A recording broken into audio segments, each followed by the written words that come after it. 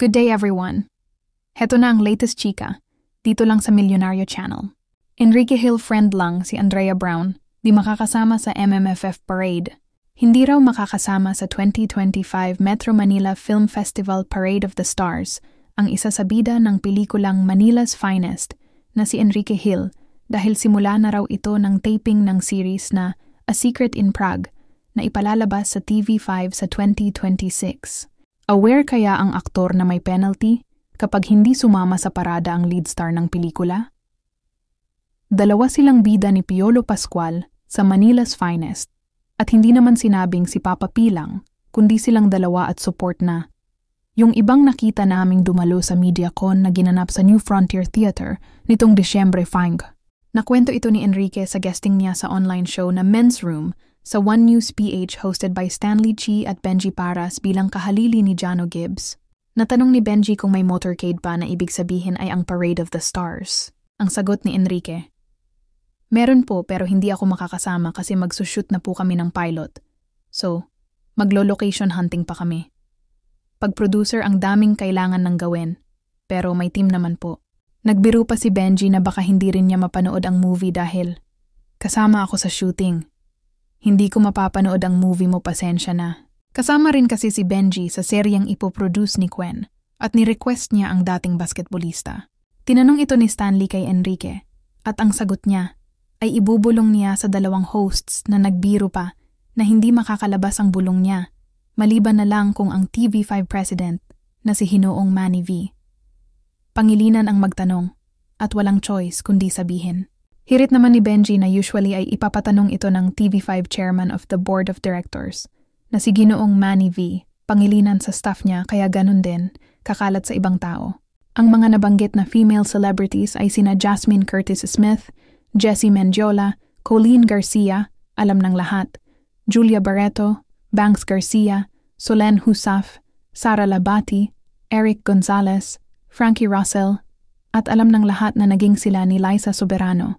Sa bahagi ng panayam ni Enrique ay tinanong siya ni Stanley kung totoong nagkasama sila ng female celebrity na naging viral sa social media. Yeah, nagkasama lang kami nung in-invite ako ng friend ko, tapos may nag-invite rin sa kanya, female celebrity. So happy to be there sa resort ng friend namin. Kaswal na sagot ng binata. Balik tanong ni Stanley. So, paano? Totoo yun kasi may pictures. Yeah, we were there, saad ni Quen. Ano ginawa niyo ron? Tanong ulit ni Stanley. In-invite po kami kasi opening ng resort sa Panglao, Bohol. Sabi, friend, punta ka rito hindi pa open sa public. And I invited few friends, so nagkita-kita lang kami ron. Hi everyone. Tapos mag-isa lang ako pumunta ron. And then, well, I just wanna see all the facilities, yung rooms. Kaswal na kwento ng aktor. Pangungulit ni Stanley.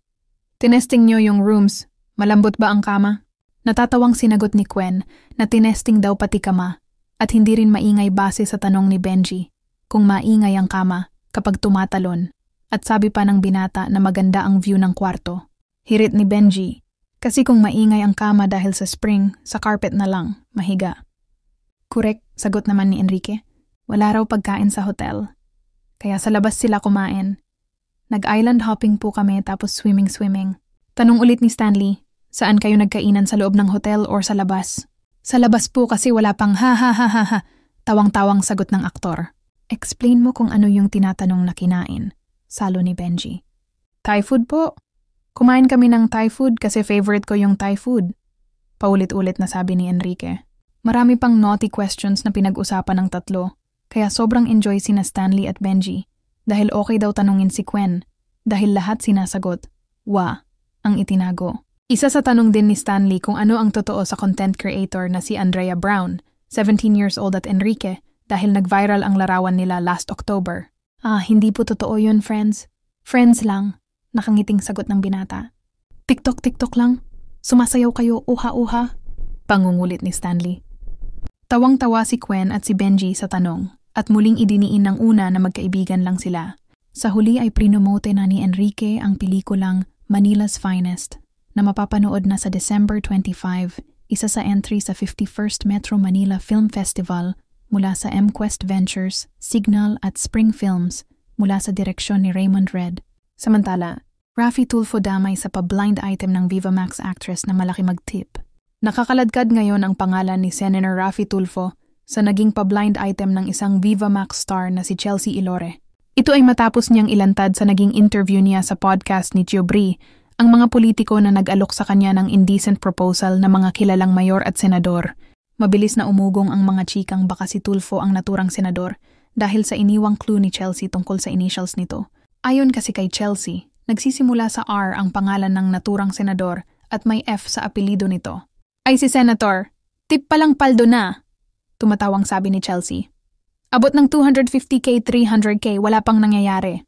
At dahil nga rito, at kahit walang malinaw na pangalang binanggit, ay nagtrending ang pangalan ni Tulfo dahil siya ang hula ng netizens na tinutukoy ni Chelsea. At iyan ang ating latest chika. Thank you for watching.